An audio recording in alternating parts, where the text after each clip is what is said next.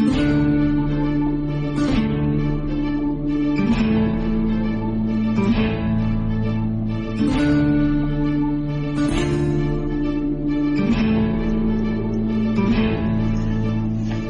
now, all you mangy dogs. Swab the decks and hoist the sails. The guns on board be needing some proper manning. Pieces of 8 and a fine wench on your arm, if your work be not too shoddy.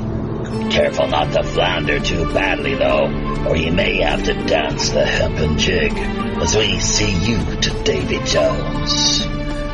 The Jeffy, my boy, on with the show. Well, shiver me timbers. To our listeners from across all regions of the planet, welcome once again aboard the Robin Hood, flagship to the world's one and only cooperatively inspired charity podcast network, WPRPN. Live streaming today from under refreshingly clear and sunny South Korean skies, you're listening to episode number 63 of Pirate Radio Podcasts. I'm your host, as always, the ship's Chief Communications Officer, Jaffe Ryder. No guard could break him, no prison could hold him. Joining us tonight over speakerphone via California's Coalinga State Mental Hospital, illusionist, martial arts master, and accomplished escape artist, James Hydrick, a.k.a. Zane Leopard, a.k.a. Sir James, a.k.a. James Schrock. Over the course of our approximate 90-minute conversation, we'll aim to shed further light on Hydrick's intriguing life story. From his years of childhood abuse to growing up in multiple foster homes, rise to fame in the 1980s, recruitment into a covert super soldier program, to prison stories, including Charles Manson, Sirhan Sirhan, the Alphabet Bomber, and more.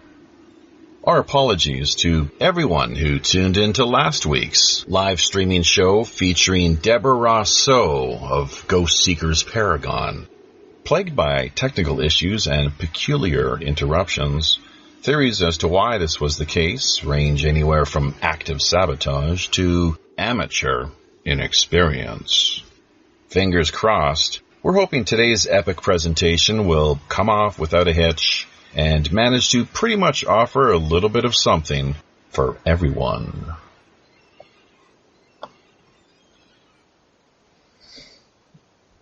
Indeed we are, hoping that things come off without a hitch.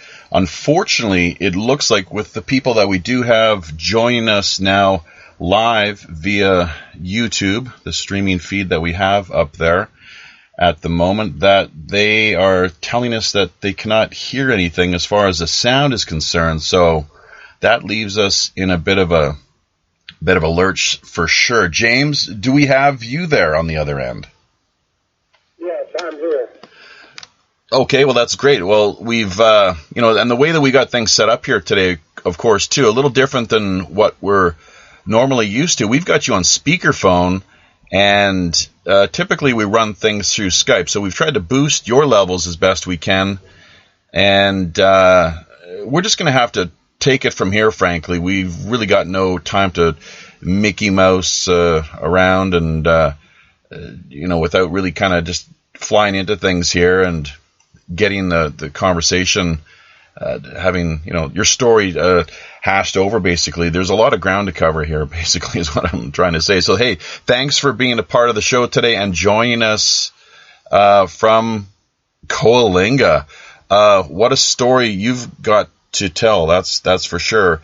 And the best place to start, I suppose, would be your rise to fame in the mid-1980s, I guess it was. That's mostly how people came to know you.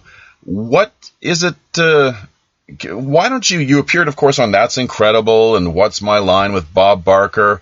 A lot of the videos can be seen via YouTube. Why don't you explain to listeners what it was that you were trying to present exactly? Because you were an illusionist and working on just, I guess, presenting skills of telekinesis and so forth.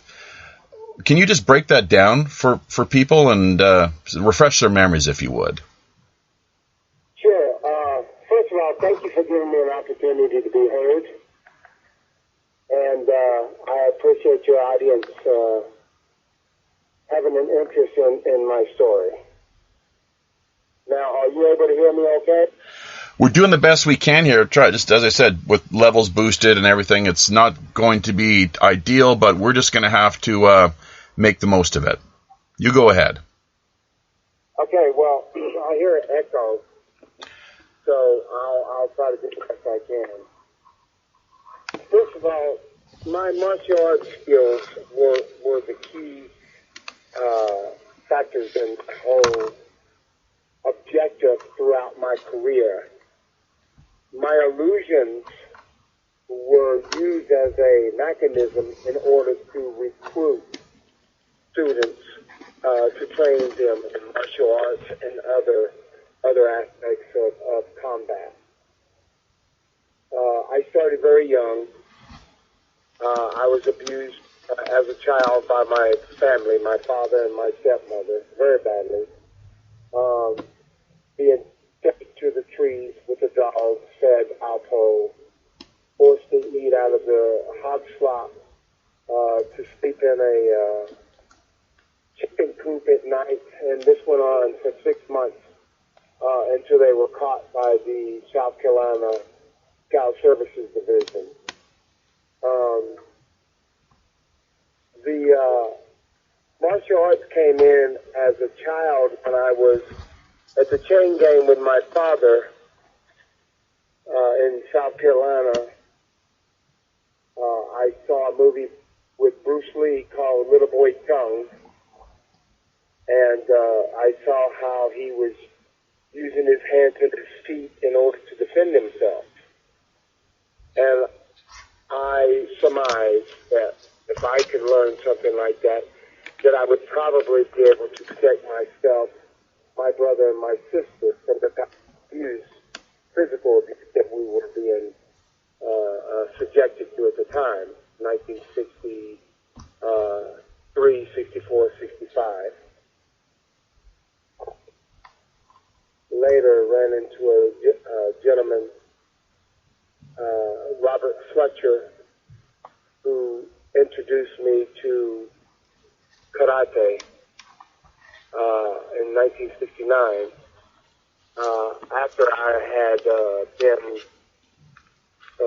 subjected to abuse for many years by adults.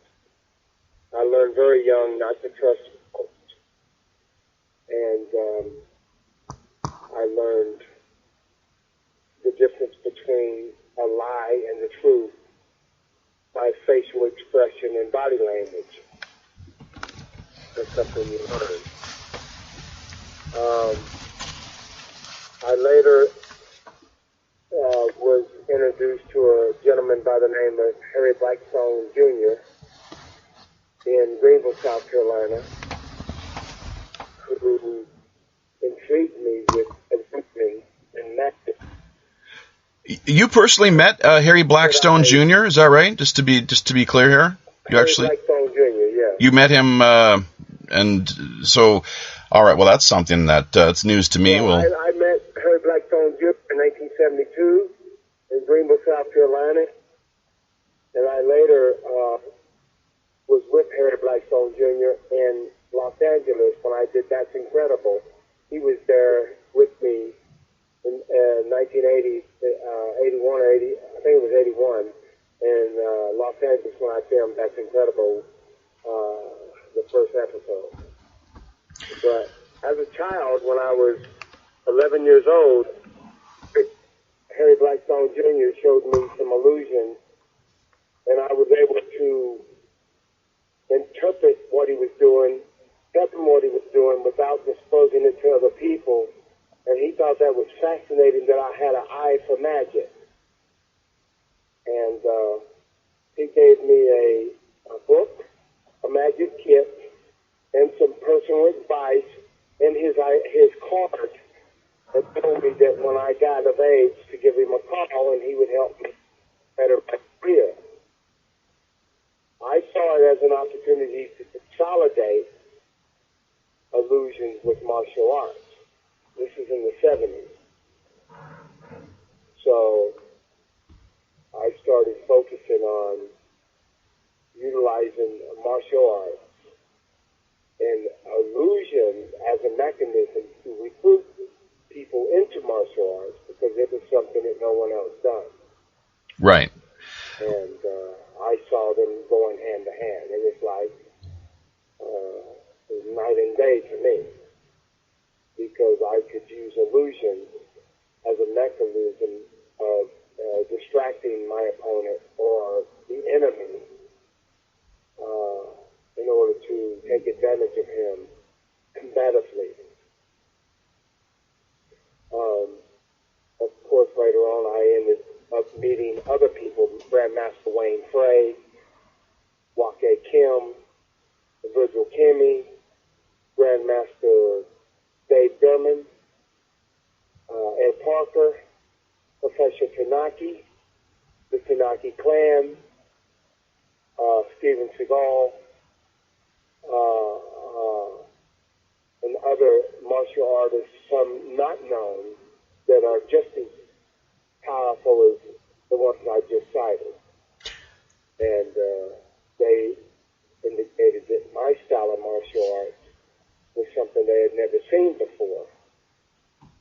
Now, because I wasn't able to read or write very well because of the medication that I was placed on as a child because I was hyperactive in Whitten Village, that's in Clinton, South Carolina. It's the South Carolina Department of Mentally Retardation. I was mistakenly declared to be mentally retarded at the age of 9 and placed there on the 31st of February 14, 1969. I stayed there until the 31st of December, 1975. While I was there, I enhanced my abilities in martial arts, spent a lot of time in the woods, ran away numerous times to the Savannah River, which is probably about 240 miles away from where I was, and stayed on the Savannah. I just remember reviewing shows, the Kung Fu series with David Carradine, and other shows which I was able to mimic to a degree that was far more advanced than normal people. I have no idea why. It's no different, I thought, than you looking at a video on how to repair a carburetor and me looking at combat and being able to understand human nature when it comes to combat, body language, and aggressive action. Do you have any questions at this point? Oh, well, of course, yeah, quite a few questions. One of the things that, and thank you for that, the backstory, essentially kind of overview of things regarding your troubled youth and how you came to gain an interest in the martial arts, the numerous influences and teachers that you had over the years and whatnot. That Harry Blackstone Jr. Reference was, that's, as I said, news to me. Just to quickly going to update everyone here. It's great to see that we do have a good quality feed from the sounds of things, so that's a bonus. Listeners via YouTube stating that they can hear the stream loud and clear, which is great. Once again, last week, things did not come off so well as far as the technical end of things, so we're hoping to bounce back from that and manage to put together a more, decent quality overall package here for people. So big shout out to the listeners that we do have here via YouTube, of course, Zane Ivy, Oscar Lopez. He's a newbie, I guess. I think he might be one of those people from Mines, though, as well, too. Mr. Animation Guy, if I'm not mistaken. But we'll see about that. And, of course, Faceless Troll. I'm not sure if we have anyone else in there at the moment. But as things go, there tends to be more of a build-up as the show goes on, generally, each week. So let's just see. So let's talk about you kicked around, of course, I'm not sure how many foster homes, quite a few though is what it sounds like. And I think anyone that has looked into your story does have some sympathy for you, of course, because, I mean, what a life, as far as the youth was concerned in particular, the way that you were treated, as you said, being left out, tied to a tree in the backyard and made to eat Elpo for 6 months, so, that's a pretty tough and, bitter pill to swallow. But let me just I'd like to say something. Sure, James, go ahead. One of the reasons that when I did become a public image, I stated to the world that I had learned my training from a Shaolin priest or a monk, and that I had studied in the Shaolin temple. The reason I came out with that story initially, and your show is the first show that I have ever admitted this to. I have never told anyone this before, so this is a first time exclusive with you. The only reason that I told people that my training and my skills came from a priest of the Shaolin Temple in the Hunan province is because I was ashamed of the way I was brought up. And it was my understanding, or my belief, that because I was an abused child, that no one would ever take me serious. And no one would ever believe that I was able to overcome the tragedy that I overcome with my stepmother, who constantly told me that I would never amount to anything, that I was a piece of shit, and that I would die as a child, not loved by anyone. And she did everything she could to make that come true. She fought to set the house on fire with me in it, and my brother and sister nailed the windows down, removed the doorknob from the house so that we couldn't get out. And I had to watch my little brother, Jeffrey, burn to death right in front of me. And I did everything I could to pull him through the crib. He was 2 years old. And I couldn't. I burned my hands. I still have the burn marks on my hand from trying to pull my brother through the crib to save his life. My stepmother and father went to prison for that, but later got released. I cannot stand my stepmother. She's dead now. My father's dead. But I'll never forgive them for what they did. I only regret the fact that I could never tell my father that I loved him before he died. And that's the only thing that really hurts me, because he was influenced by his new wife. My stepmother hated me because I smelled like my mother. She constantly reminded me every day that she couldn't stand me because I smelled like my mother. And I guess it's something that when you divorce someone and you're the female, it's something to do with that woman. Her children have this odor about them that reminds her of the woman that my father first married to, Lois. My stepmother's name is Mary Smith. She's dead now. She was from Aiken, South Carolina. So, like I said, I really did not want the public to know, and I wasn't really seeking sympathy. My martial arts was at a level that was different than anyone else, because it was something that I knew was going to save my life, and I devoted every minute and every second of my life to figure out human behavior, body language. When a person looked at me and he had hostile intentions, I could pick it up just by the way he looked at me. by the way he stood. So I enhanced every aspect that I could of combat, martial arts, and interpreting behaviors that was threatening towards me, and I made it my goal to be able to defend myself against any adult or anyone who tried to harm me, my brother, or my sister. So that is why I came out with the story that I learned my martial arts in a Shaolin temple, and then from a priest in the Savannah, on the Savannah River. And people like Danny Corm, who tried to rub salt in my wounds by exposing me as someone who has fantasies about this.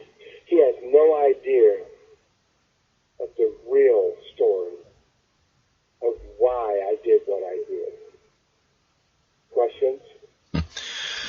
I think he did acknowledge, though, this is, of course, Danny Corum, the documentary filmmaker who people they can find, it's been seen, I guess, by, if my numbers are right here, over 150 million people now have viewed that documentary that he put together. Psychic Confessions, I believe it is, James Hydrick. Yeah. I think he did acknowledge the fact that you did have a troubled youth and that it was not, I mean, he didn't go into the detail that you just have, obviously, with the house fires and all, everything else that occurred. But he, at least that was something that he did draw to listeners' attention. So we're going to come back to Corum hopefully here in a little bit, just a little further on down the road. In the meantime, I think we should give a shout out to Bo Keeley, of course, too. A good friend of yours, I guess, is from the sounds of things. You guys have known each other for quite a few years, and he was, of course, instrumental in helping to set up today's interview. I had known about you for a while, quite a few years, as a matter of fact. And so when he mentioned the name James Hydrick, it was kind of, it's like, no brainer really, as far as putting an interview together. There was, how and when, let's get on that. So, it's great to have you here. This is, I guess, pretty much an exclusive, really. Bo Keeley and I have known each other for many years. He was a student of mine in Salt Lake City. He went with me to one of my kumites in San Francisco in Chinatown. He took pictures of the kumite. Even though they tried to restrict it, he still managed to secretly take pictures of the kumite. He went with me to Chicago to do a book deal with some people. He went with me throughout the United States. He videotaped and audio taped my brother, my sister, and other members of my family. Bo Keeley has been a friend of mine for years. He is a professional athlete. He is an expert of everything. He's smart. He's healthy. He is a Keeley's Cures. He's got books out. Bo Keeley has books out. He is the most intelligent person I have ever known. He's hard on me sometimes, but he has my interest at heart. He is a good man, and he's very instrumental in enhancing every aspect of my life, making it better in every way, and he's like a brother to me. I have a lot of respect for him, and most of the people that I know, Bob Wallace, Bill Superfoot Wallace, Frank Dukes, all these people, Joe Corley out of Atlanta, the Battle of Atlanta, all these people that know Keeley and have spoken with him have a lot of respect for him, and I too thank him for setting this up. Bo King of the Road Keeley. We actually put an interview together with him. It's back in the archives there, Pirate Radio Podcast, via the Podomatic web presence that we have. And I'm not sure the exact episode number, but we'll add that to the show notes, of course. Yeah, Joe Emanon chiming in via the YouTube live streaming chat area. That the guest level is too low. We understand that, Joe. Unfortunately, we're having to struggle with things here today because we've got him live via Coalinga State. Is it a mental? It's a hospital, I guess. It's a civil commitment facility in Coalinga, California. State facility, facility. And it's the only way we can talk to him is via speakerphone. So we've done the best we can here today to get him, to be able to join us on the show. We'll take care of things a little more in post-production as far as boosting levels and whatnot.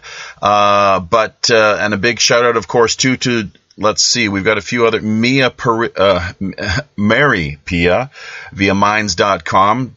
Just joined us a few minutes ago along with the two Pirate Joes.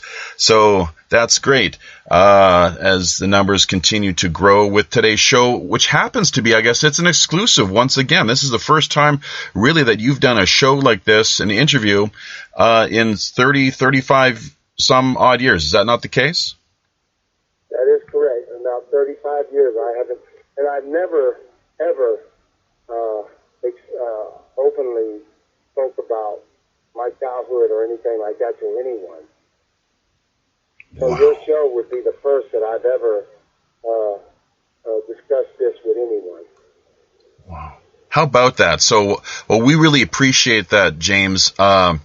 It's tough for anyone to put themselves in another man's shoes.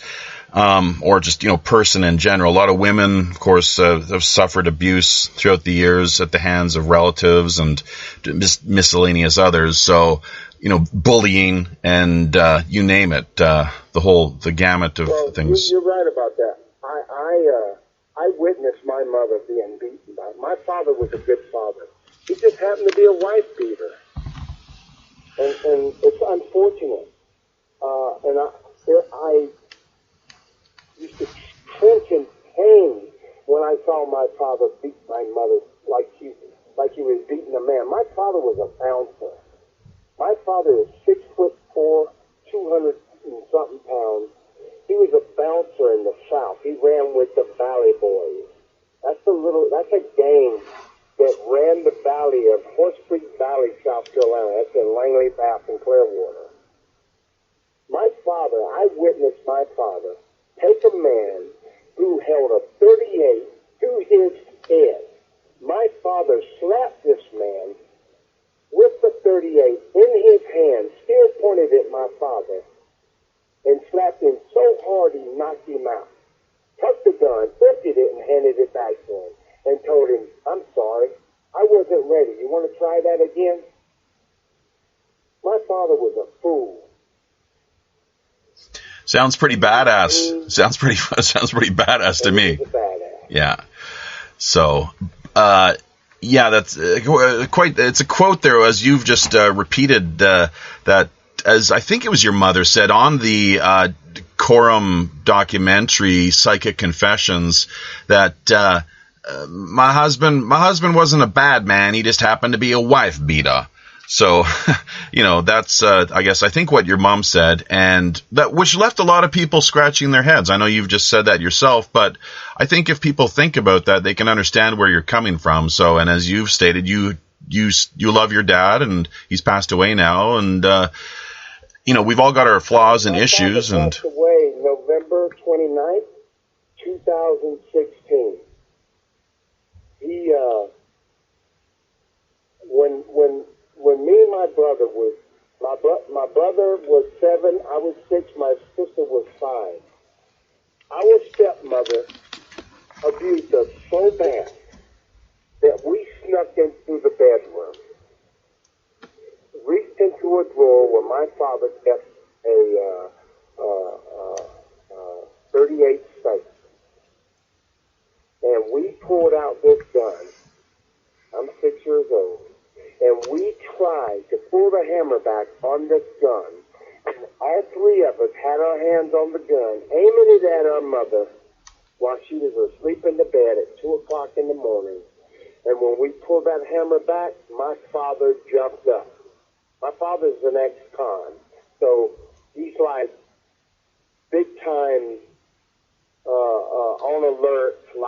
smoker. Right. And when he saw what we were doing, he hit me so hard that he knocked me completely through the petition wall. Completely through it. Knocked me unconscious. And I never saw my father again after that, nor my stepmother. She wanted us out of the house, never to be seen again.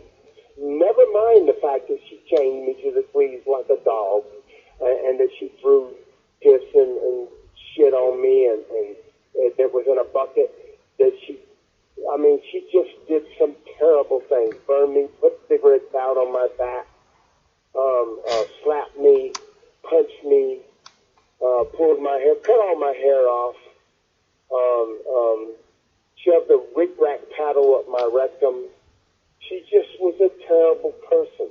She tied my penis where I couldn't wet the bed because she didn't feel like changing the bed. I'm 6 years old. I can't help it. And she was just a horrible person. Every time I got around her, she horrified me. I thought I was going to die. I thought she was going to do something to kill me. I was afraid to eat what she cooked because I thought she was going to poison me. I felt more comfortable eating slop from the dog or eating Alpo out of a can than I would eating her food. That's the type of trauma she subjected me and my brother and sister to. Yeah. Because she had her own kids. We were the first three of the ex-wife. You understand where I'm coming from? Yep. Gotcha. So, and that's the thing, I forget who made the comment here in the chat gallery, but they basically pointed out, and I think we're pretty much on the mark, talking about how it's kind of instinctive and animalistic, and that you find in nature and the animal kingdom with the smell of various offspring, and so an instinctive thing. And I guess your stepmom just wasn't able to mask it very well. Others throughout society presumably do, with their stepkids. They don't necessarily treat them as well as they could or should. It's all a matter of degrees, I suppose. This is a pretty extreme case, though, of course, too, where things are out there pretty much in plain view. I understand the notion of the smell, because when I want to remember someone, there's special people in my life. When I want to remember them, I take a certain type of cologne. Only I use to identify that individual, and every time I smell it, I have no problem with thinking of this individual. Even body odors, I recognize. I don't smoke or anything, so I have a high sense of smell. Even going through different geographical areas in the world, I understand. I know what Greece smells like. I know what Egypt smells like. I know what Nicaragua, Honduras, El Salvador smells like. I know what the United States smells like. I know what Charleston, South Carolina smells like in the spring. I know what Savannah smells like. I know what Augusta smells like, Los Angeles. You understand what I'm saying? I know how smell can affect an individual's behavior. I know what death smells like. I definitely know what death smells like. Yeah, I think it's something that a lot of people can relate to, death being a pretty extreme example, but something that a few of us have witnessed and experienced. But this business of smells, the olfactory senses, triggering memories, I know that I can definitely relate to that, as I'm sure quite a few can. So let's just keep the ball rolling along here. We've got a whole bunch of show notes that we've put together, and we're hoping to cover some further ground. So now you appeared on the timeline here to your story is really kind of tricky. You appeared on shows like That's Incredible and What's My Line with Bob Barker. James Randi came out, the famous or somewhat have it notorious, but just very well-known debunker and stage magician, and basically, I guess you tried to fool them, and you tried to kind of pull the wool over people's eyes, and it was some great magic that you were doing there. There's no doubt about that, but I think they clearly demonstrated that the technique that you were using was a magic. These were magic tricks that you were performing. So, when was it that you first got into magic? During the same time that you were getting interested in the martial arts? I met Harry Blackstone Jr. Right. He introduced me to magic. I perfected it and utilized it here and there, but I really got into the aspect of illusions when I was in the LA County Jail in 1977. I was involved with a group of individuals who went out hitchhiking one night, me and my friend, and we were picked up by a van full of some younger guys. There were 5 of us in the van. We had no money. We wanted to party. And remember, I had got released from Whitney Village. I had been institutionalized from when I was born, basically, up until I was 15, 16 years old. And 31st of December 1975, I got released from Whitney Village in South Carolina.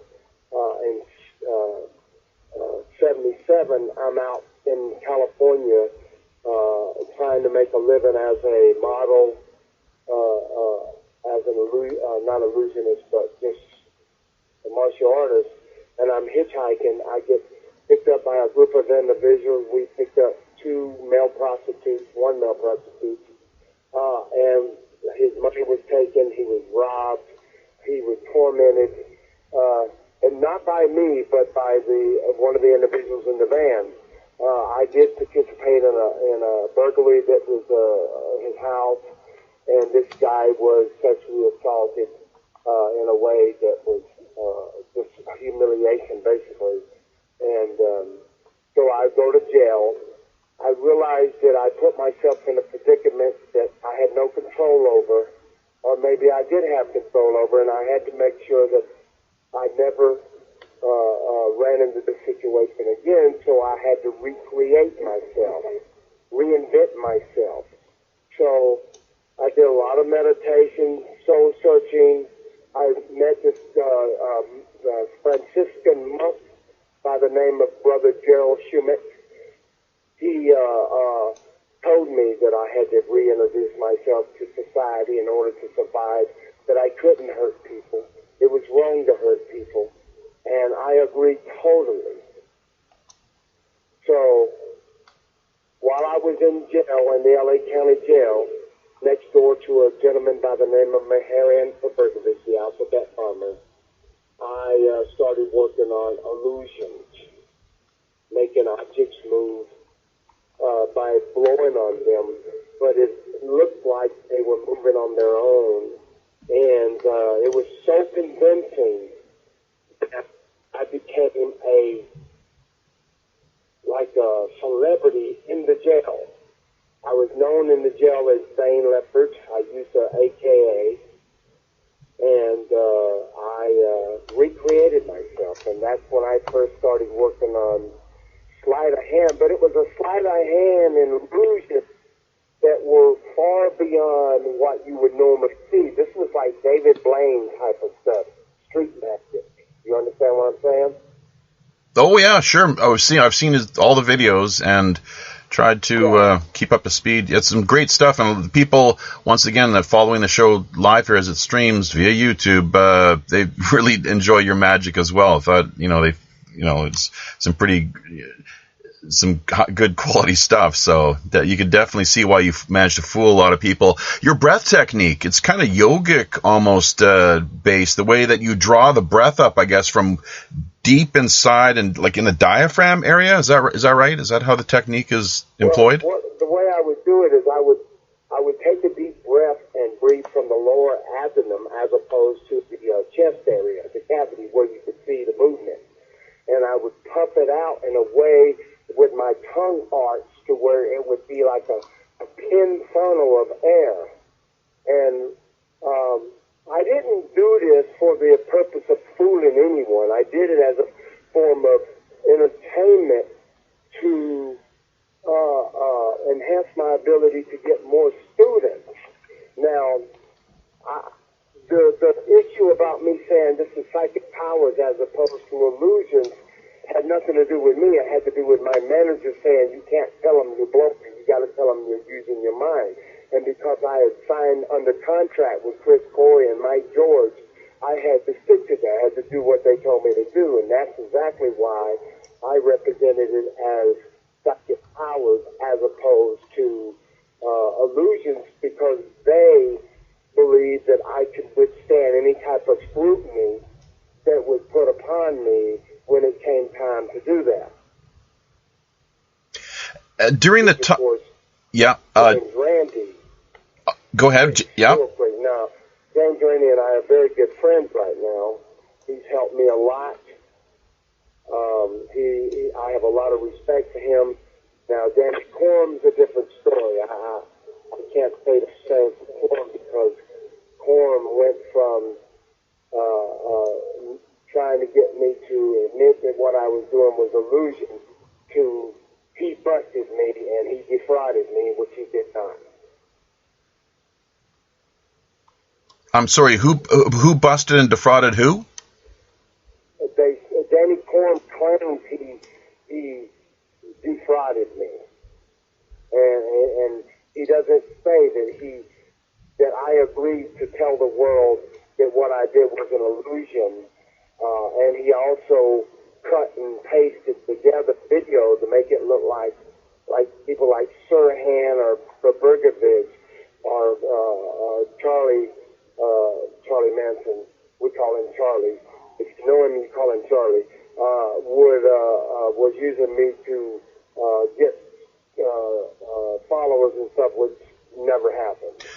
Right. There's that whole theory or allegations of how you supposedly were being recruited by the alphabet bomber, I think is what the deal was, the aliens of America, and they felt because of your charisma and ability to attract followers that you would be a prime candidate for, to serve as a cult leader. Well, that may be something that they allege, but it's just not true because at the time that I met Miharian Kabergovich, the alphabet bomber, I was known by no one. The only people that knew me were people in the martial arts community, and they didn't know me as an illusionist. They just knew me as a street fighter. What year? James? What year was this exactly? Was this is back in the early '80s, just before you appeared on national television? Yeah, this was way before. This was in the '70s. I met Miharian Kabergovich, Charles Manson, Doc Holliday, Joe Peg-Leg Morgan, and other people in the 70s prior to me ever becoming known to the world. How is it then that you're appearing on national television and you're, as the way it's been kind of, couched or phrased, harboring these dark secrets regarding your past and a criminal history of sorts? How is it that the world was not able to discover this until many years later when I guess it was in the off-duty police officer happened to be watching the Sally Jesse Raphael show in 87, 88, 89, and recognized you. I guess they managed to get their hands on you and have you put back in jail.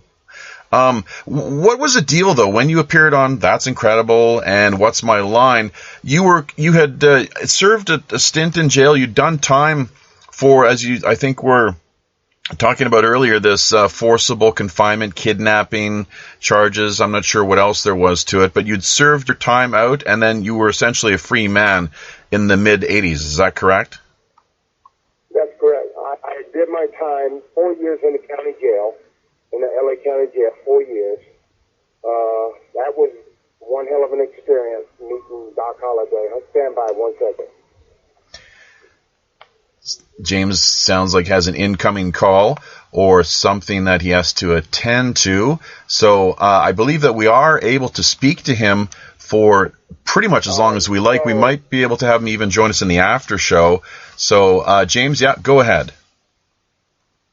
What happened?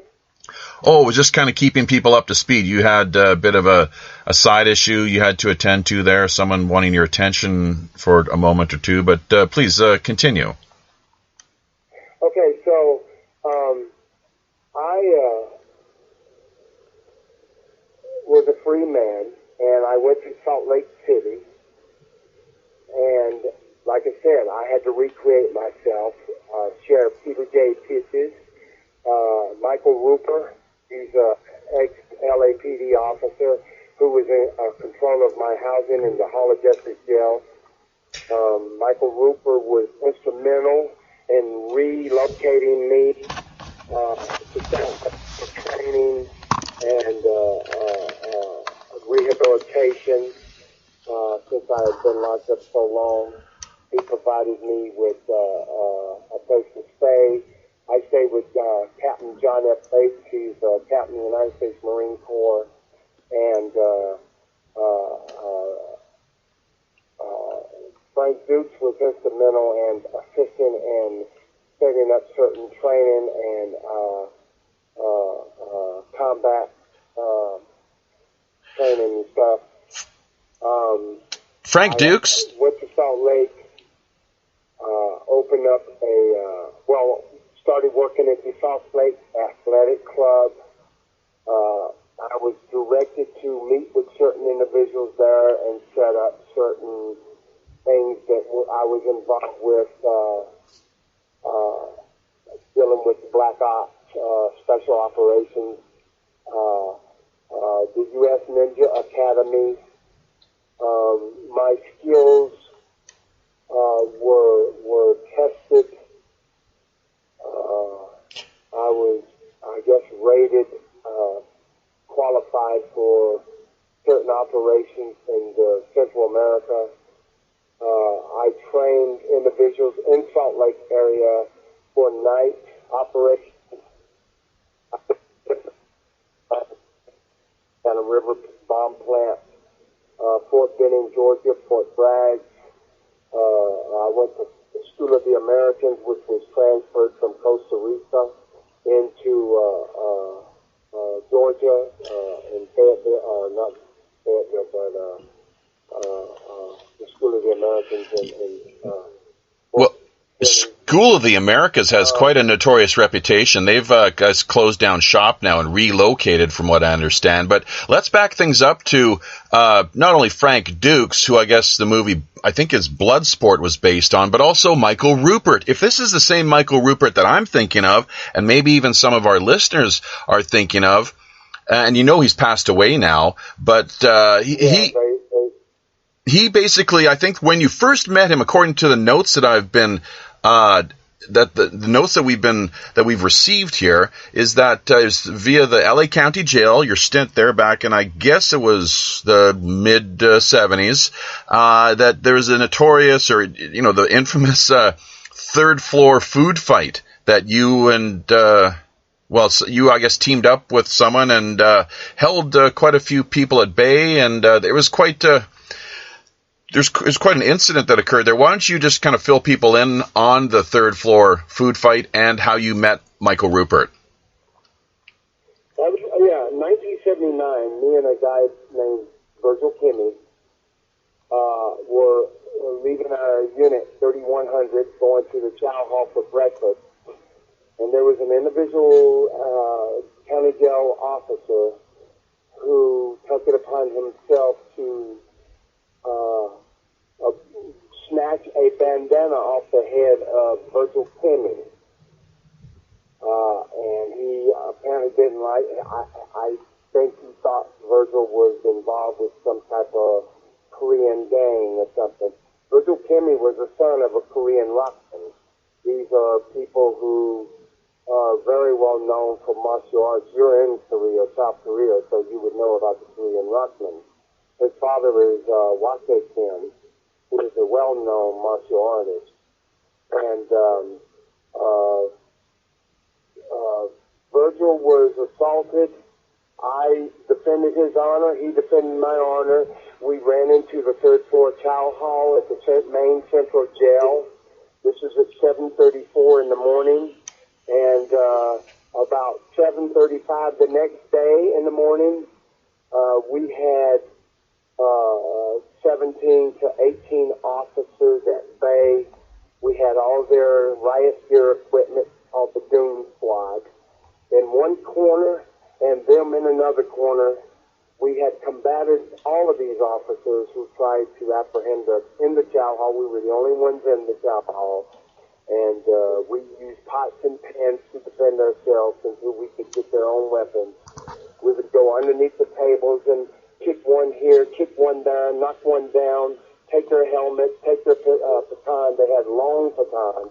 And each one of these staff members, these LAPD squad officers, was over 200 and something pounds, at least 6'4", 6'5", 6'6". And we were like 18. I was 18 years old. Virgil was like 29 or something like that. So yeah, that in itself drew a lot of attention from the local prosecutors, who refused to prosecute us because they couldn't agree to take this thing before court and explain how two individuals managed to hold at bay 17 officers in riot training. And the fact of the matter is that this incident could have been avoided had they have followed jail policy and procedures. And as a result of this, they placed me and Virgil Kimmy both in high power, changed our custody from general population to a red wristband, K10, HDV, which is highly dangerous and violent. That's what that means. And we were keep-aways. Everywhere I went under special escort, chained, and 2 or 3 pair of leg irons, 2 or 3 pair of handcuffs, Martin chains around the waist, and I was very well known. They housed me in 1700, 1750, which is how I met up with Doc Holliday, James Holliday, the BGF general, and other individuals, Maharang Bridge.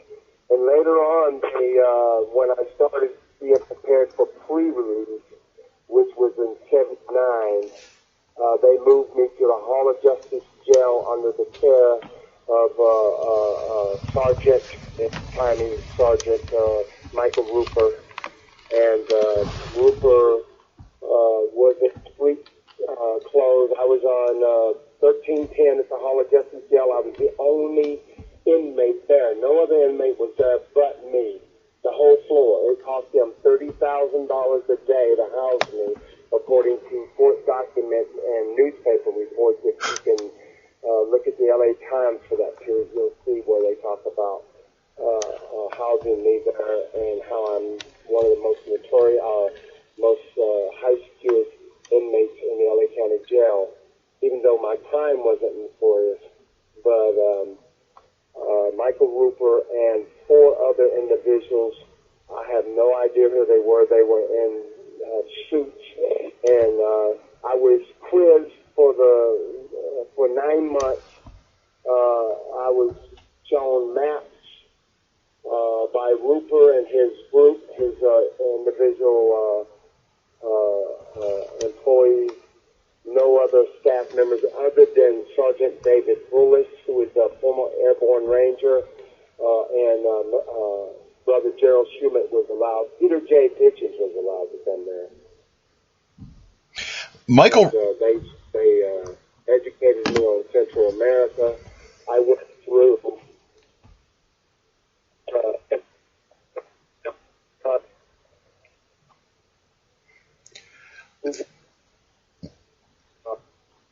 and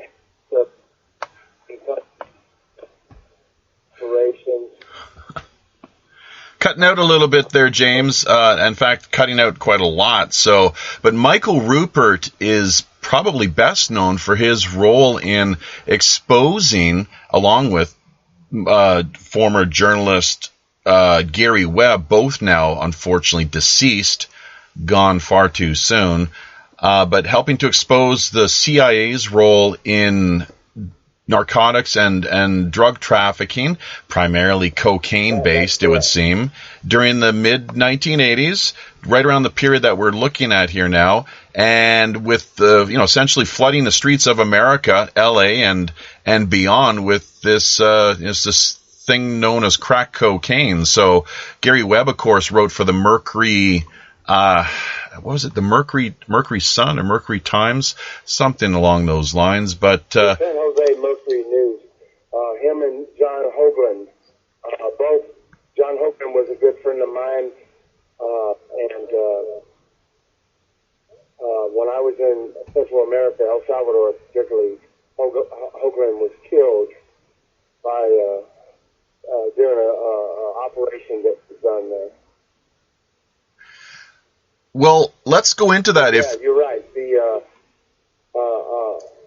Our operations in Central America dealt specifically with showing that the Reagan administration lied to the American public, that the problem was the Contras and not the Sandinistas, and that they were doing everything they could to destabilize the democratic and social movement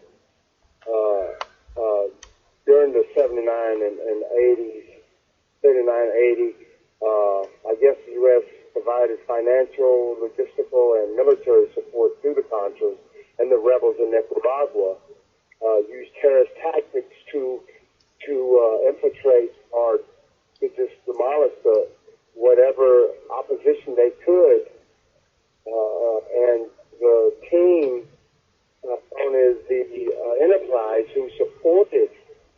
who provided financial support to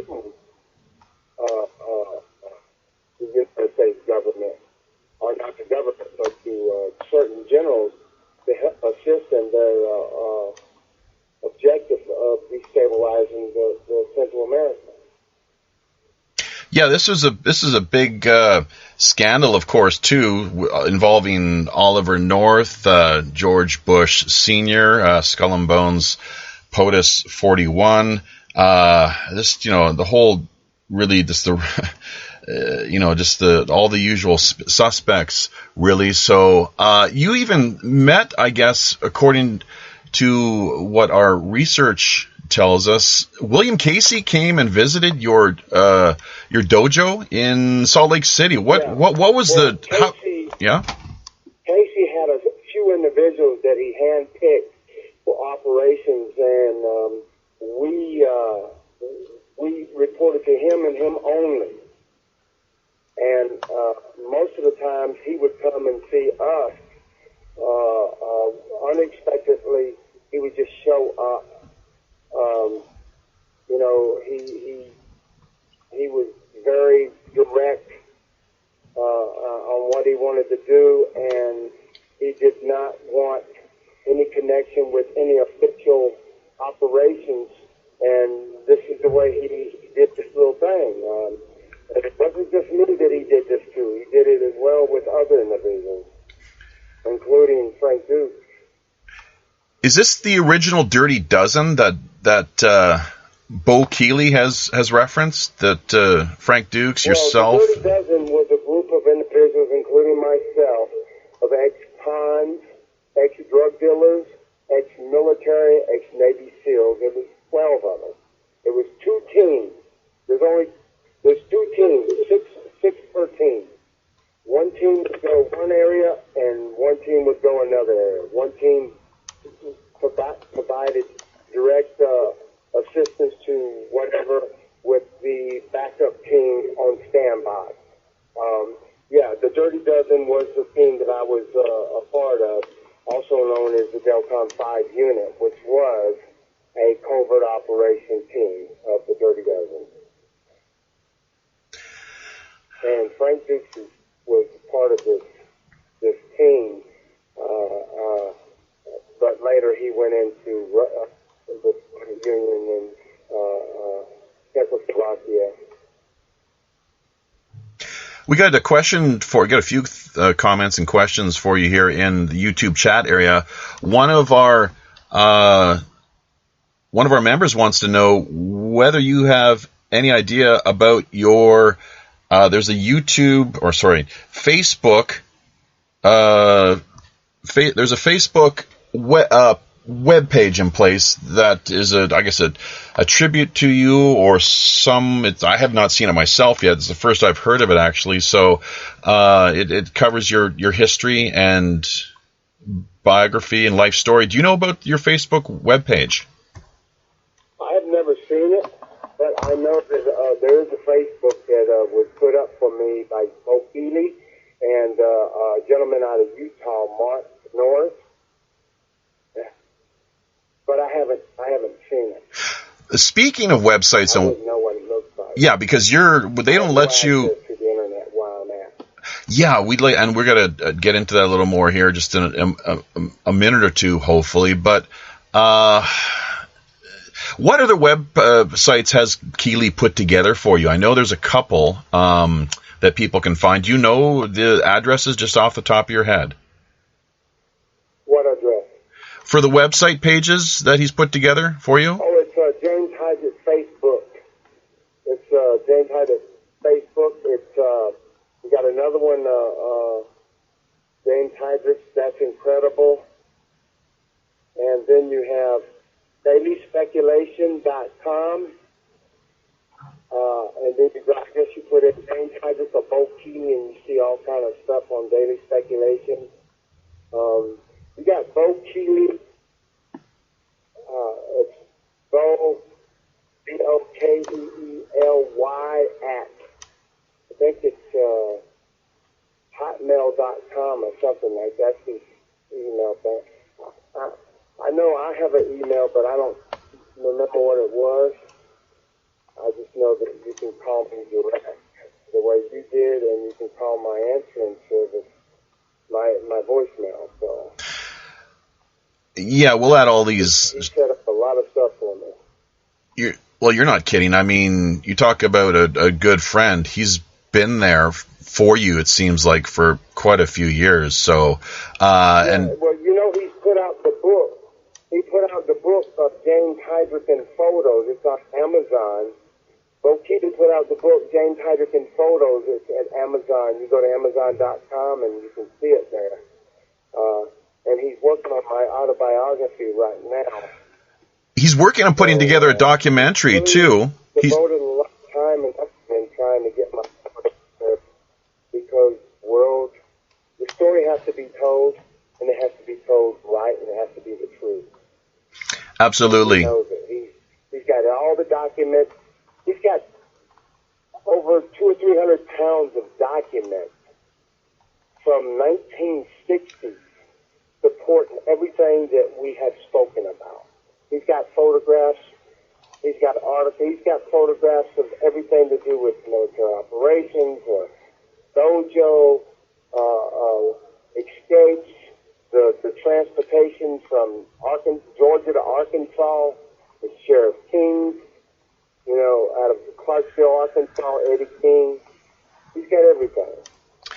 Why no major Hollywood movie production or more kind of up-to-date documentary project, even a book, of course, too, that would go nicely along with things, but why none of this has been done, I have no idea, but I mean, you talk about a great story. Well, you understand, I've been missing for 30 years. I've been here, and I've been silent, and Keeley has convinced me of the importance of getting my story. I'm 58 years old now. I got locked up when I was 27 years old. 1988 when I got locked up. I haven't been out. I've been locked up ever since. I'm in Coalinga now. I'm no longer on parole. My sentence was completed in 1998. And I haven't been back to prison since. So I've been quiet. And a lot of people frown on the fact that I'm a convicted sex offender. It's a taboo that people frown on. They don't understand my story. They don't. Most people don't care. So we have to take this play it by ear, I guess.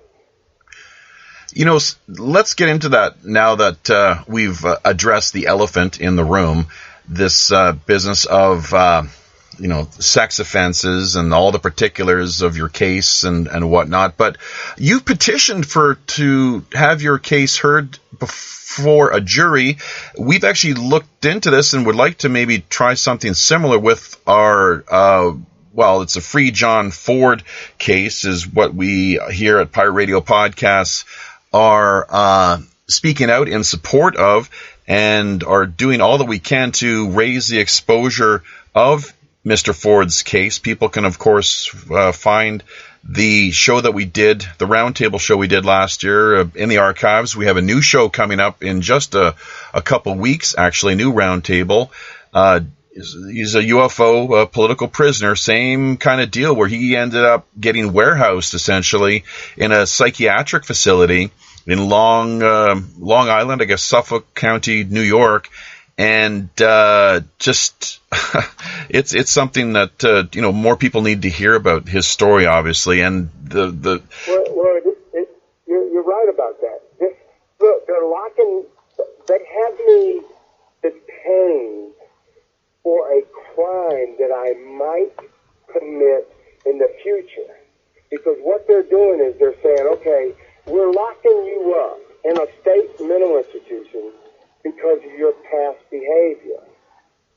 And until that changes, you are considered a threat to society because you suffer from a mental disorder that predisposes you to commit a crime in the future. That's what that's the key element of keeping me locked up. And the problem with that synopsis is that your past never changes. So they keep you here until you die. I have seen 81 patients, my peers, die in the last 20 years. 81. They do not let them go. And it is a warehouse. And the diagnosis that they place on individuals here is ridiculous. You have individuals here who have absolutely no business being locked up in a mental institution because they have no mental disorder. They committed a criminal offense, which was a sex crime. Either it's rape, lewd conduct, exposure, or whatever. They have no business being here. Their crime was a criminal offense. If they suffered a mental disorder, at least in the state of California, California has a law under Penal Code Section 1368.1 that says that if your crime is a result of a mental disorder, you will be sent to a state mental hospital for treatment and then released once you get better. Now, if any of us suffer from a disorder, or our crime was a result of a disorder, we would have fell under that law, 1368.1. However, when we were sentenced, in my case, I was forced medicated, and I changed my plea, but nevertheless, when I was sentenced, if the courts believed that my competency was affected as a result of my behavior was a result of my mental illness, they would have sent me to the state hospital at that time. But that didn't happen. My competency never got questioned because what they said I did was a criminal act, lewd and lascivious act, lewd touching, massage is what I did, inappropriate massage to the feet, the back, the neck, the leg, and stuff like that. Now, if I'd have been suffered from a mental disorder, they would have sent me to a state hospital then. But no, they waited until I completed my sentence, told me nothing about a mental disorder, and said when my wife, who is now dead, God rest her soul, my wife for 13 years died of bone marrow cancer on May 17, 2000. She was there to pick me up at Folsom State Prison, and I was with Eric Menendez, who was my cellie when I paroled. She was told that because it was believed that I now had a mental disorder, they're going to send me to a Tascadero, and that's how that started. And June 18th, 98, I went to Tascadero, and I haven't been out since. Kind of a bait and switch, really, where, definitely pretty sneaky. Pretty, you do your time, and you're ready to be released, and then suddenly from out of the blue, they pull that on you and others, it seems, too. I knew nothing about this prior to that. Come again? I knew nothing about being suspected I had a mental disorder. I had no mental disorder while I was in prison. I've never had a mental disorder in my life. Even when I was housed at Whitten Village as a child, George Powers in Miami, former governor, ordered me to be released from Whitten Village because I had no mental disorder. That how dare them take a 9-year-old child, place him in a mental institution, and say he has a mental disorder when he didn't. So they released him. And it's the same thing here. I have no mental disorder. I committed a criminal act, and lewd and lascivious act is a criminal act. And that's it. There's nothing mentally disordered about what I did or accused of doing. I guess then from a particular standpoint, it would almost seem as if this is politically motivated. If anything, it is politically motivated because they treat you like a prisoner here. They do not treat you like a civil commitment. I'm housed here under Welfare Institutions Code, Section 6600, and it says that I will be housed here until the disorder no longer exists. It says that I do not have to be amenable to treatment, and treatment does not have to work. Now, what kind of code would say that and not describe the housing as being punitive, retribution, and deterrent? Treatment does not have to work, and you do not have to be amenable to treatment. Why am I here then?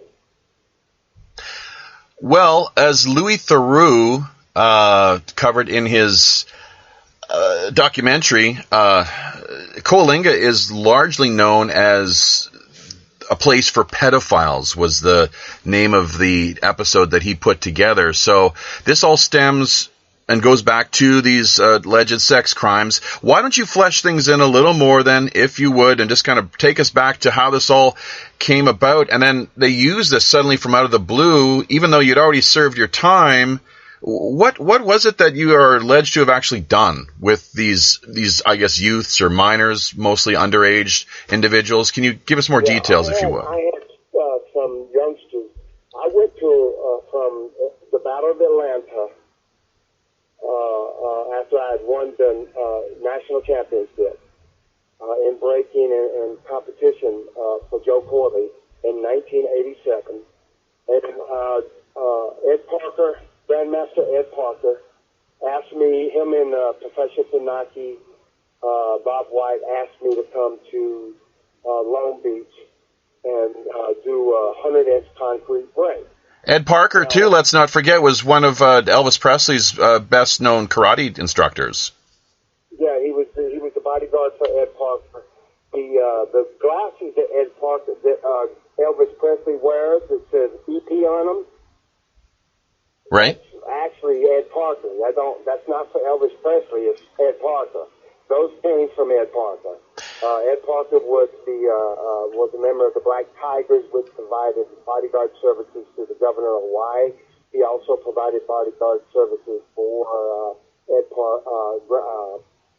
Chris Presley, Mike Stone, Ed Parker and his group, including Steven Seagal, protected Elvis Presley, and they were very good friends. And Ed Parker was like a father to me. He actually is said to have referred to you as the son that he never had. In Utah, and he has always been there for me. But I went to Long Beach or Huntington Beach to prepare for the break. I did breaks in the Huntington Beach area. Some of the kids that I'm accused of being involved with sexually were people who assisted me in setting up my bricks. They went around and handed out flyers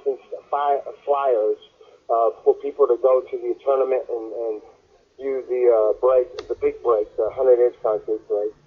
And everything went well. And then about 7 or 8 months after I had left Huntington Beach, one of the kids got arrested for possession of marijuana, driving under the influence or something like that.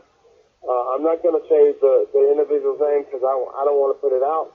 He's serving time in prison right now in Hawaii, but and he's serving time for vehicular homicide. So this kid's life was all screwed up. I assisted him.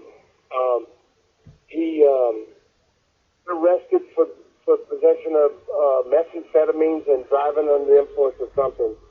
And when they questioned him or something about why he did whatever he did or whatever it was, however his questioning was, he said that because I massaged him or inappropriately touched him, he got into drugs or something. He had been in drugs way before I had even known him. And I figured that him out working and helping me would keep him away from that, which it did, but every now and then he would get drunk and throw up in the car and stuff. So that's what precipitated the interest in, Hydrick, Predator or whatever. And next thing you know, you had other people saying something and other people, the story changed. Even the police report says that they don't know what to believe. These guys keep changing their story. But nevertheless, because of a political issue with them trying to extradite me from Georgia to California, the story got worse, and more in depth. Of course, Sheriff Eddie Keating intercepted the extradition team and told him that he's not going to honor their extradition because they had no warrant. They illegally tried to extradite me. One thing led to another, and that's where I got charged with multiple counts of lewd touching, massages, and stuff like that. You were living with Sheriff Keene at the time, I guess. He was a friend of yours or a caretaker of sorts. You played with his kids, according to what he has stated, I guess, on the record. Sheriff King intercepted the team that tried to extradite me from Georgia to California. The Extradition Corporation of America. Right. They're based out of Tennessee, and they put 23 of us in a van designed for 12 individuals. I broke out of the handcuffs 3 or 4 times. They pulled over in Ozark, Alabama, and tried to regroup, get another team. They had more people come in. And then they went from Ozark, Alabama into Ozark, Arkansas. And when they got to Ozark, Arkansas, I started acting really bad, breaking the cuffs, telling them you ain't going to take me nowhere. And I got other people to say the same thing. That's when they realized they had to separate me from the other individuals. So they said, well, why don't you take him to Johnson County and Clarksville, Arkansas, the Sheriff King will hold him. So on the way to Sheriff King, we started rocking the van, moving from side to side. But the way we did it is, of course, I'm using psychological warfare at this time. I'm saying I'm going to use my mind, and I'm going to turn this van over if you don't do something. So we started moving. I whispered to him from side to side. We shook the van so hard that it reared up on two wheels, and it scared them. So they pulled over and had them call the highway patrol to escort us into Clarksville. And when we got there, they told the sheriff, whatever you do, don't look him in the eye. He'll hypnotize you. It was crazy. Yeah. And Sheriff King, he accepted me at the jail, and he said, well, you guys got a warrant for his arrest? You got a warrant? And they said, well, we don't have a warrant. And I said, well, wait a minute. How do you have him and you don't have a warrant? Well, let us take him to the next county. He says, oh, no. You done dropped him off here now. Nah, he's in my custody. You don't have a warrant for his arrest. You're not taking custody of him. And that's how it started. And when Sheriff King called California and said, what's the warrant number for his arrest? They gave him a warrant number that was fictitious. Now, Sheriff Eddie King will tell you straight that they did not have a warrant. I talk with Eddie King every day. I talked with him just a couple of weeks ago. Eddie King is retired now. He was a sheriff of Johnson County and Clarksville, Arkansas. He's a good man, very religious. He's a God-fearing man. And his family tucked me in. Sheriff King did a writ of habeas corpus, got the U.S. magistrate to allow him to take me into his custody. He took me home with him. We went out saying a guy took a guy hostage, and strategically I showed him how to maneuver to get a shot on the guy so he wouldn't kill him. He shot him in the stomach instead of shooting him in the upper body. The guy survived. The hostage survived. I dressed up like Santa Claus and did a thing for the kids there. I slept in the same room with his son, Zachary, and Zachary was 12 at the time, and I talked with Zachary today. This allegation that California made is just ridiculous. Yeah, you got pretty... There was nothing I could do because they force medicated me with Haldol, and I ended up pleading guilty to something that I would up. Yeah, really strong, heavy dosage of Haldol, I guess, is what the... 40 milligrams, and right before I would go to court, they would enhance it to 60 milligrams. Where we... documented. They documented this. And they get away with it too. That I think it's more than just you. It happens on an with it because I pleaded guilty. Right. I signed a plea agreement that I couldn't even see because the medication. One of the side effects of Haldol is that when you look up close, you can't see what you're doing. Yeah. You got roughed up pretty bad there too, I guess, from what I understand, with the America Extradition Corporation. They kind of they slapped you around a little bit, I guess. Is that not the case? Yeah. They put me in cuffs, slapped me around. They abused me. They threatened to self-medicate me if I didn't cooperate. They brought my behavior on by the way they treated me. When I started objecting to the fact that you had 23 people in a van designed for two, we couldn't even breathe. And we were so tight that we were, the odor and the heat was incredible. They just were insensitive to how they were transporting us like we were cattle or something. And it was offensive. And when I objected to it, they want to push me up and grab me around and push my head to the wall. And then that's when I say, dude, do you even know who I am? I will take these cuffs off and walk away from here. And there's nothing. I'll take your guns. I will take your nightclub. I will take over this van. And we'll be driving to a hotel tonight. Do you really want to do this? This is the way I was acting. And this is what I told them. And when I started taking cuffs off, I didn't have to do anything else. They started believing what I was saying. No guard could break him. No prison could cage him. I think it's one of the... I respect law enforcement, but don't abuse me. I know what it's like to be abused. My mother abused me. My father abused me all my life. I know how to deal with people like that. I trained and learned from a young age how to deal with people like that. And I'm very good at it. Treat me with dignity and respect, and I will show you the same courtesy.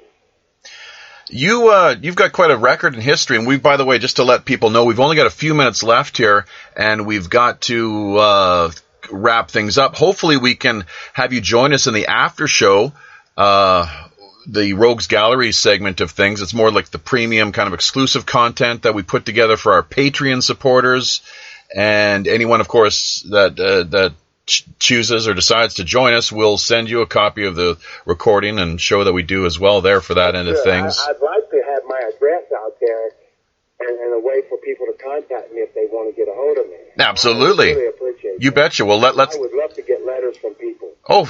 Let's hear it then. You betcha. Yarg. Okay.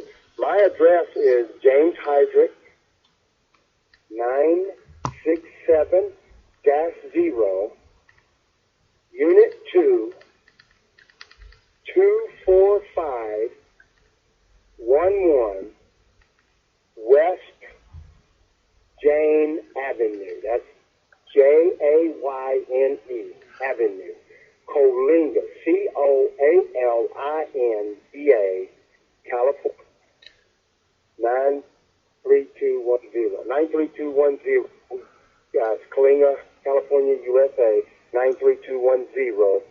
Of course, phone number. You have my phone number. The 559-934-1894. 559-934-0369. 559-935-3098. My office number is 559-935-8759. And you can send me letters. Yeah, no email or internet. I could always use thumb drives, like 64 gigs, 128 gig thumb drives, whatever. Send me a letter, write me.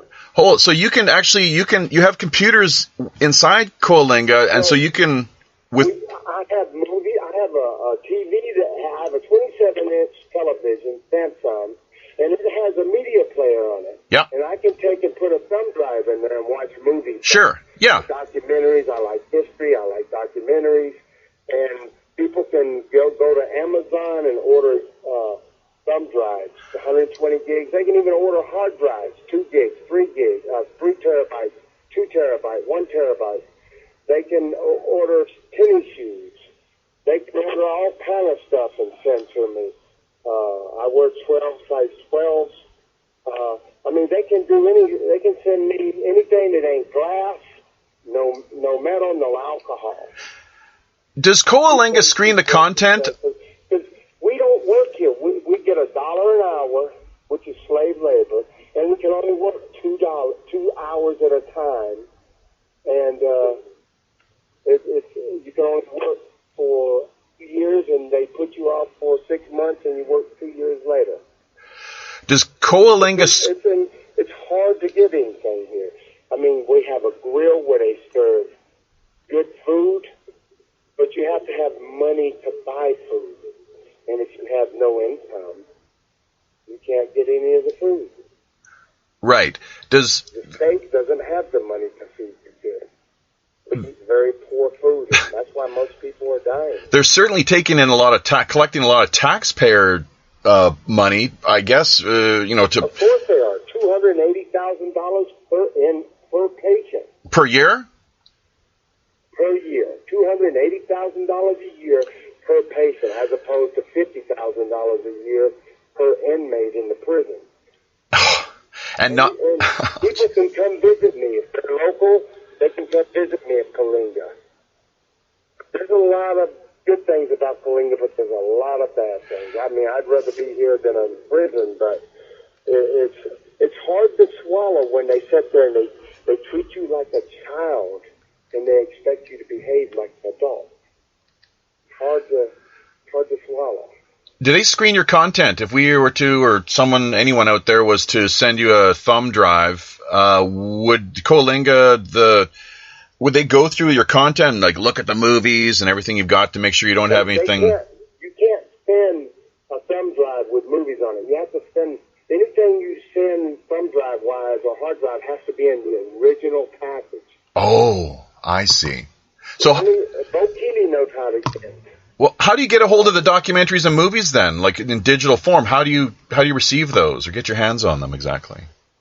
There are certain people here who have access to the internet, and they'll download it, or I get it smuggled in by staff. You can get anything smuggled in here by staff. Drugs, alcohol,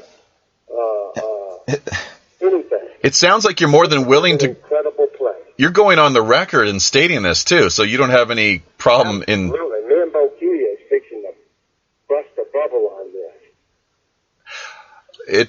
It kind of seems like we're moving things in that direction, at least to let the public hear about where you are at in life at this particular moment, and everything to do with your backstory, of course. And let me the last question, I guess, and we have so much more that we are hoping to cover here in the after show, but you actually work in the capacity of the facility sort of advisor or counselor or a coordinator of some sort? I'm an in-house litigation coordinator. We have a case called Hydrick versus Wilson, Hydrick versus Hunter.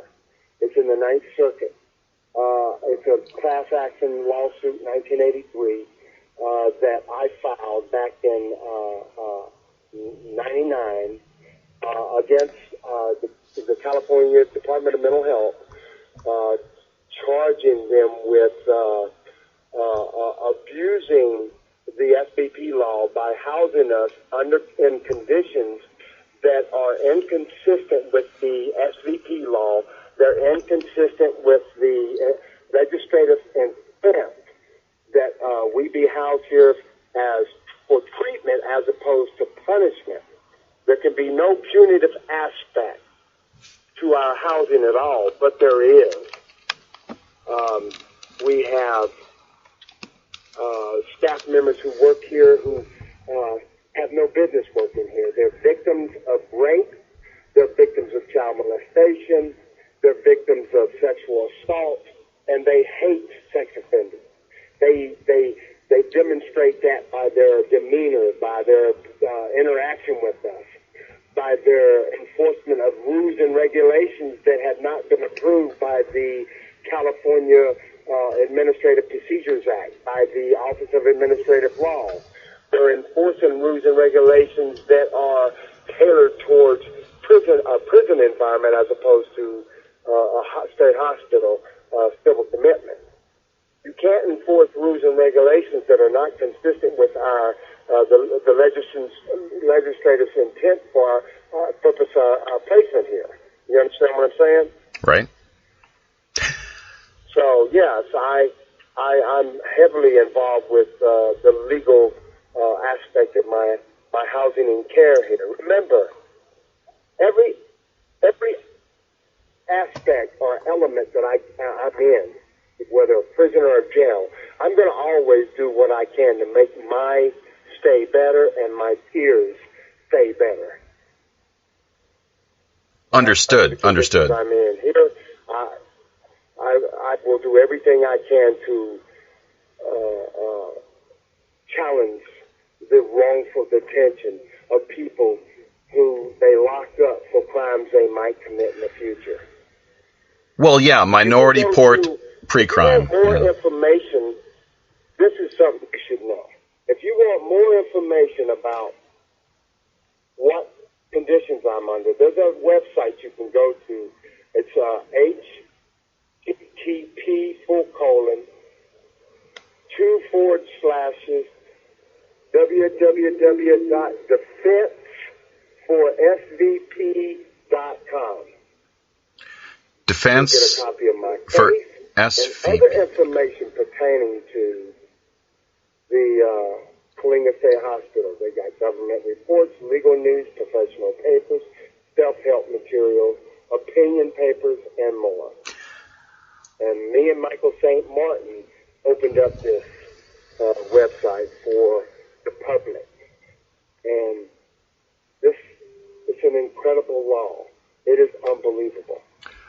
When they challenged our lawsuit, they used the Muhammad Atta versus Ashcroft, which is the detention of military combatants at Guantanamo Bay, as a reason that we cannot sue for money, that we're in the same category as terrorists, military combatants. That, of course, all under the guise and pretense of the Unpatriot Act, I believe, as it's known, correct? That's right. The Unpatriot Absolutely. Act. Yes. So I have no doubt whatsoever that there are quite a few people that are behind bars or find themselves locked up in psychiatric institutions who really should not be there at all, of course, and that they're getting a pretty raw deal. Justice is not being served.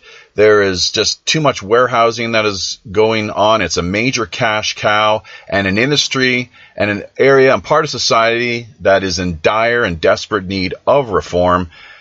You, in many ways, could end up becoming the poster boy, at least on one, in some ways, I suppose, in the eyes of who knows how many. But there's been a few people over the course of our discussion here in the YouTube streaming chat area that have concurred and agree with essentially what I'm presenting and hitting on here. So they seem to be quite sympathetic to your case and the situation you find yourself in.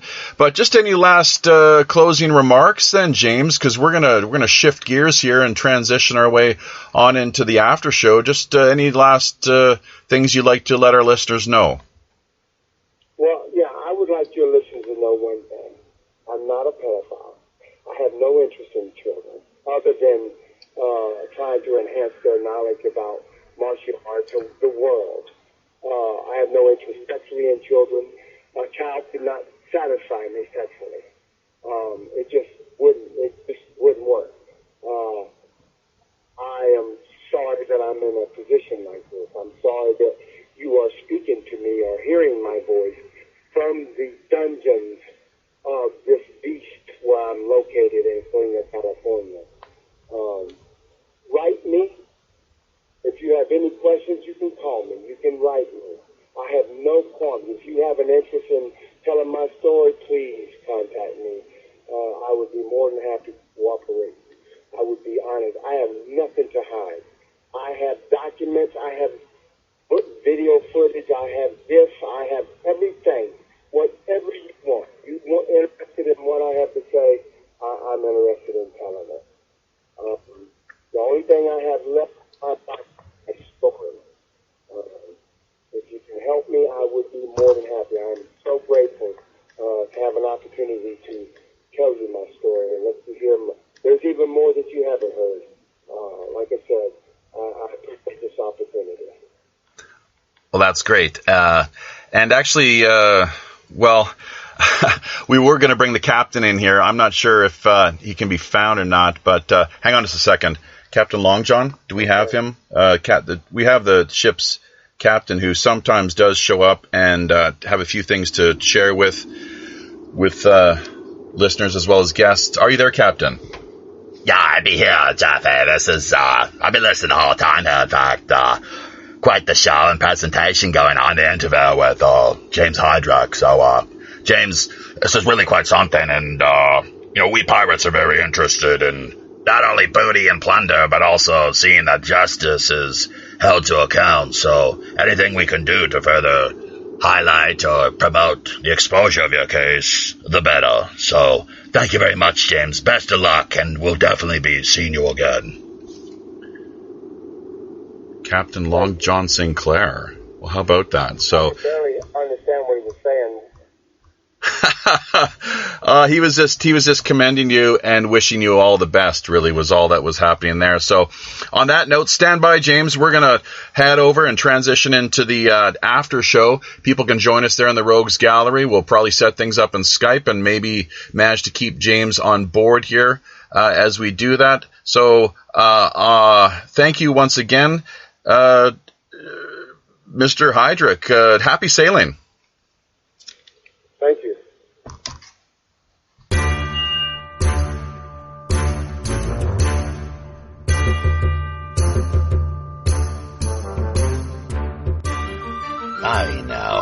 there we be. Having carefully looked over each of our navigation panel instruments, checking every level, switch, knob, and dial, by all accounts and indications, we indeed see it's time once again to drop anchor inside the bay and draw an end to another week of Pirate Radio podcasts. Don't forget, if you're looking for a little more free-flowing action, we've likely got another great Rogues Gallery after show coming up next in either Google Hangouts or Skype. Also, if you've in any way enjoyed or found yourself benefiting from the shows we've tirelessly produced over the past 16 or so odd months, you might want to drop by our new Patreon tip jar page and lend a little support.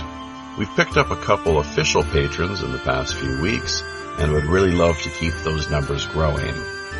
For the same price as a large flagon of cheap pirate grog, you can help keep the Robin Hood sailing smoothly along each month. All it takes is $1 a week for anyone to unlock our regular behind-the-scenes premium Rogues Gallery content. Coming up next week, same time as always, we've booked ayahuasca expert Alan Shoemaker, our second annual John Ford UFO Political Prisoner Roundtable, Minds.com Satori D, and mystic/spiritual adventurer Aurora have also all been penciled in for what promises to be a very hot month of June. If you yourself have an intriguing idea for a guest or story, you can either drop us a line directly over on WPRPN.com or fire us a quick email via pirateoneradio@gmail.com. WPRPN.com network subdomain links are also now available. Great for artists, musicians, podcasters, bloggers, or pretty much just anyone looking to boost their online visibility, presence, and reach. Basic accounts can be launched for only $15 a year. Staking your claim now helps not only strengthen you and the network, we're also looking out for the little guy. That's right, folks. Half of all WPRPN's profits are redirected right back into the hands of the people who really need it most. Community charity. After all, we are the Robin Hood. You can further embark on your own personal pirate journey by liking, subscribing, commenting on, sharing, and following any of our main social media channels via Facebook, Twitter, YouTube, Google+, or Minds.com. So don't forget to become engaged. Until we meet again out on the high digital seas, I'm your host, as always, the ship's Chief Communications Officer, Jaffe Ryder. Tally ho.